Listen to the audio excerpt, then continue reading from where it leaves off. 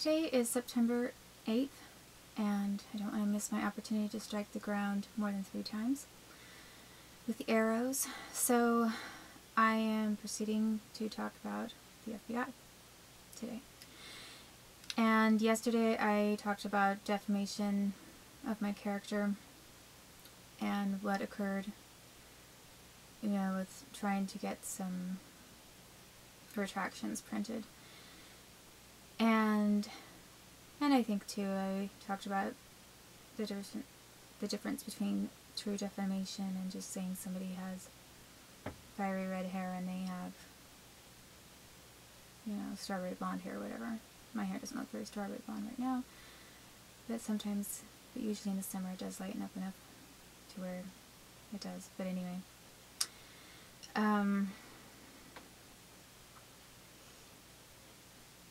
my point was that basically they defamed my character. They made me look like a criminal when I wasn't.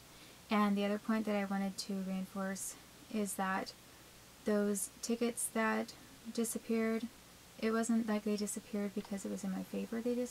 And that's why they disappeared.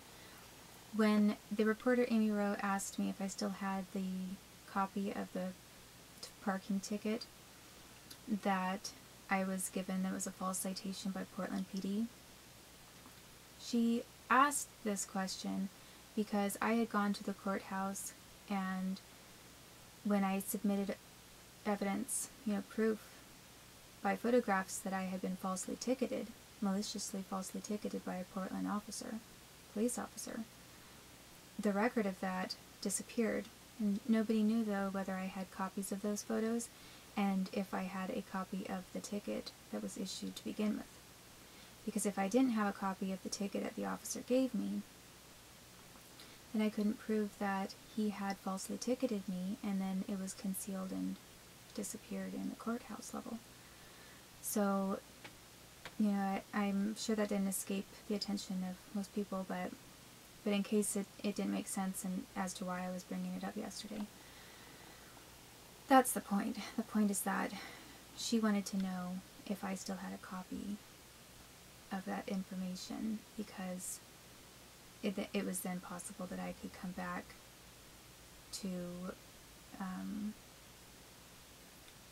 at somebody with that, to bring up not only corruption and being falsely ticketed, but the fact that it disappeared in the courthouse. So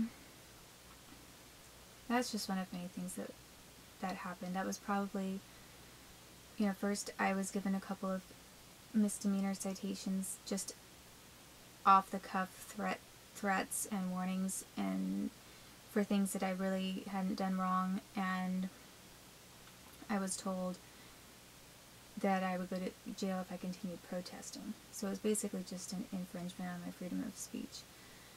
Then I was reporting those rapes, and I was being falsely ticketed by Portland police, as I've described. That was probably the first time that it didn't have to do with my being outside protesting in any way. It was just a random somebody following me around and putting a ticket on my car. And so there was definitely an element going on. There was something going on with the Portland police at that time. And because the Portland police work very closely with Portland FBI, and they've done favors for each other, I have no doubt whatsoever that the FBI was also involved at that time. And I do believe that it was not a private form of defamation by the newspaper and reporters, or by a small group of citizens. I believe it was state-sponsored defamation. And very clearly, the efforts that have been made to keep that defamatory article running about me and to use it, and the use by state-sponsored parties such as FBI and other government employees, sort of reinforces the fact that they initially were behind the entire writing of the article to begin with. So it was after that article was written that then, you know, I was still trying to do something with college, of course, and I was still getting good grades. And then about that time, though, it was about 2003, it was after the article had been written and I had filed my lawsuits, things escalated again to not just car vandalisms and tire slashings in Oregon, but they escalated to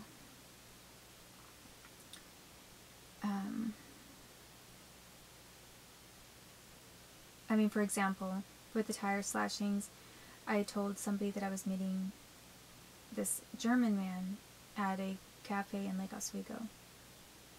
And I drove my car there, and while I was having coffee with him, someone slashed all 4 of my tires. And I went back outside and all my tires were slashed. So, you know, nobody else had their car being targeted on the street. And there's nothing wrong with my car to make it stand out in any way. And nobody stole anything from my car. They just slashed all my tires. All of them. So that's the kind of thing that was happening on a regular basis. It was just regularly occurring hate crimes. And then in about 2003, I started having what I feel were various attempts on my life, because my car was being drained of, the car battery was being drained of energy. And I have since read that around that time, the FBI and the Portland police had received some kind of new technology where they could cause a car to come to a halt, like if they were pursuing a vehicle and they wanted that vehicle to not get away from them, then they had some sort of an instrument or military type of a technology that they used that they could basically lock the engine down.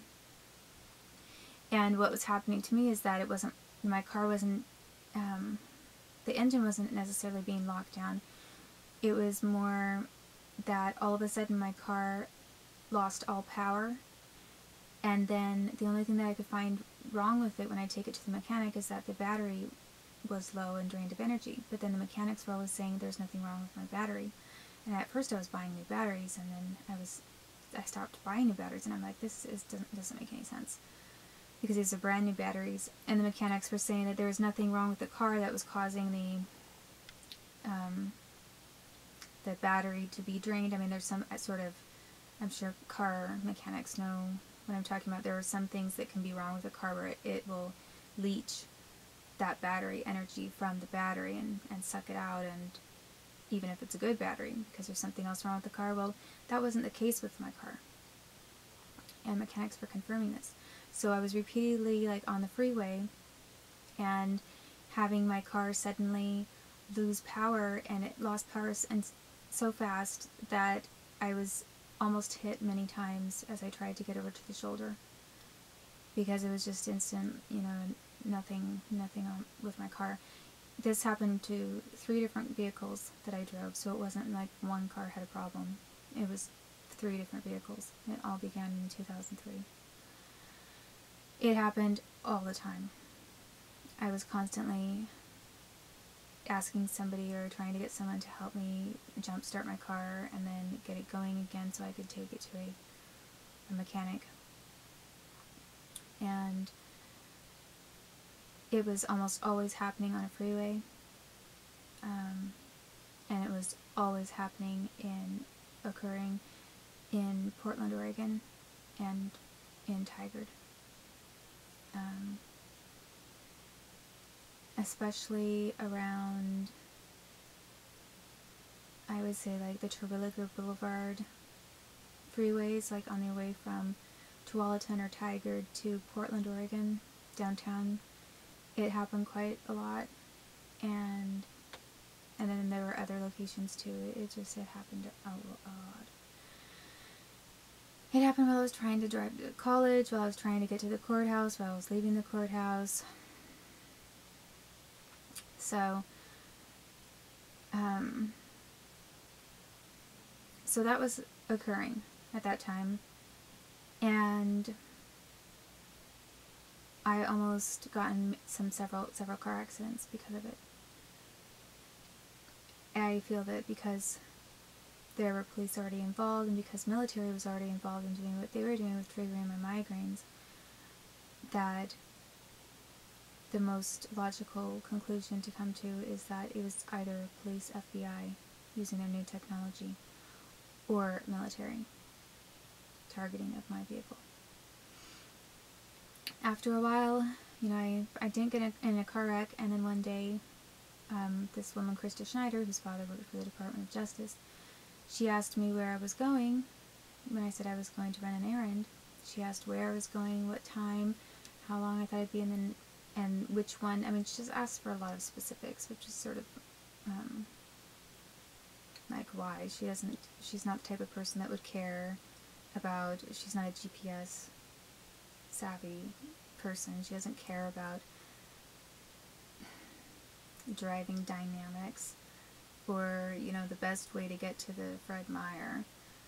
So it was out of the ordinary that she was asking so many questions about it. And then when I left, as I was returning, I was deliberately run into in a hit and run, and I was targeted. At first I did think maybe it was an accident, but then I realized, no, that was not an accident. That was a planned hit. The guy was way off in the distance. He saw the red light well ahead of time. He aimed for my car. He was laughing when he did it, and then when he ran into me, as he was backing his car out, he was laughing. I mean, he was looking at me and laughing while he was driving away. And there were witnesses to that. There were a bunch of people on the sidewalks and in the public who witnessed what happened, and then he just took off. So I had a horrible knee injury because of that. I could have died. My car was totaled. It was absolutely totaled. And I mean, I had to get a totally different car because there was no way you could drive it. It was a complete totaled wreck. And my knee was hurt very badly, and that started a long series of problems working with Donna Ciara Miller with Farmers Insurance, who basically acted like she was part of the mafia and not necessarily part of any kind of insurance company, although the two can certainly have some similarities.